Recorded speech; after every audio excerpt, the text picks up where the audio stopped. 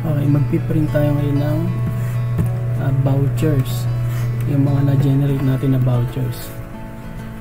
So ang unang gagawin ay mag-login tayo sa account natin. Ito lang tayo sa omada.tplinkcloud.com para ma-login natin yung account natin. Yan, tapos ito yung email address, ito naman yung password.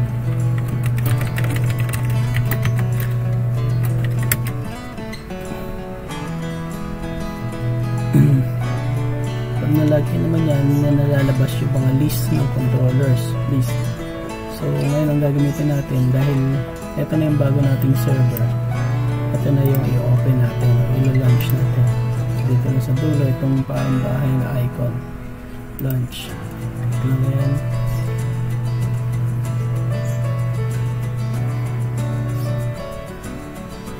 Hintayin lang natin.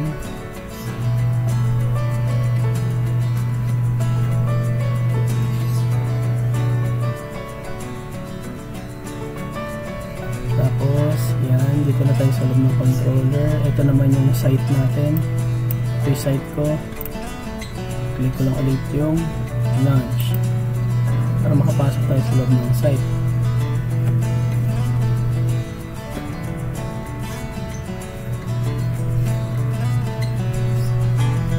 Ayun, dito na tayo sa loob ng site. So, pupunta naman tayo sa Hotspot Manager. So, dito sa organization, click nyo lang to.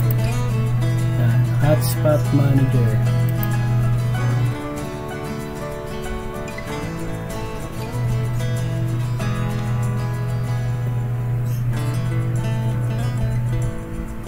Yan, yan ang lalabas dyan. Tapos dito lang tayo sa vouchers, click nyo lang yung drop down. Dito tayo sa vouchers group, voucher groups. Hindi ko mapapagdalitan. So ngayon, ito na kasi yung mga na-print ay mga na-generate natin, nagawa nating vouchers. 15 days, 24 hours, 3 days, yan. Yan na yung mga vouchers natin, yung vouchers ko na ginawa. So ito, dito sa 30 days ko, 0, ibig sabihin, unused. Ito ay 0 pa, wala pang gumagamit. Ito pa yung available. So ito ipiprint natin. Click nyo lang yan. Tapos, dito sa dulo, ayan o, nakalagay naman, print unused vouchers. So, click nyo lang yan. Ayan. Lalabas na yung tab na to. Dito sa destination, ang printer ko kasi L120. So, yan na yung nakaset. Printer, orientation, kung gusto nyo portrait sa papel or landscape. Pero bago yan, click nyo muna itong more option. Ito yung paper size. Check nyo muna kung ano available yung papel. Pwedeng, ito short band paper tong letter. Long yung available ko na papel. So ito pipiliin ko. After nyo maset yan, dito na kayo pipili kung anong gusto nyo, kung landscape or portrait, para hindi sayang mga spaces. Tapos dito sa margin, minimum, ito yung importante, itong scale. Baka sa inyo default lang yan. So pag dalawang ganyan, ibig sabihin yan, dalawang long band paper. So kailangan, so sayang space, diba? Click nyo dito sa scale, tapos custom. Ayan. Dito sa custom kasi, dito natin ma-adjust yung liit tsaka yung laki ng vouchers.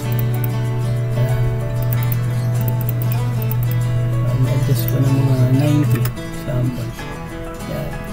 So sa scale ko 90, ito sa isang long band paper, malaki yan, malaki yung vouchers na yan. So magsasample ako ng print, ipopost ko lang tong video. Ito, meron na tayong long band paper. Tapos ito yung nasa instruction natin, the video instructions. Ang nilagay kong scale 90. So imagine nyo na lang yan, long band paper. Ang lalaki nyan. Ang laki nyan dito. So bawasan natin. Gawin nating 70. Tapos dyan yun ay ilalaroin kung landscape or portrait. Yan. So try natin portrait. Tapos isagad natin sa gilid para hindi naman sayang. Ayan. So nakasagad siya dito. Kabilaan. Ang naging scale natin is 79. Lagyan natin sa dito sa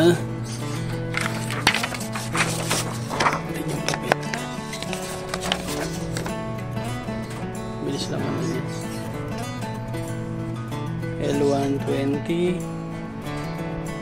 print. Kaya natin mag-print.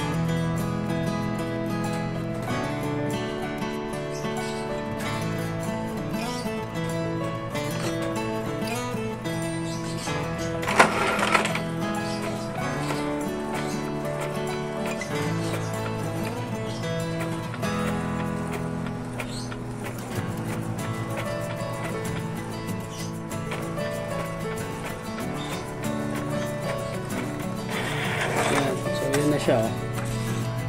Ito na yung mga vouchers natin. Sakto lang ganyan. Alam niyo na. Okay, hanggang dito lang. Goodbye.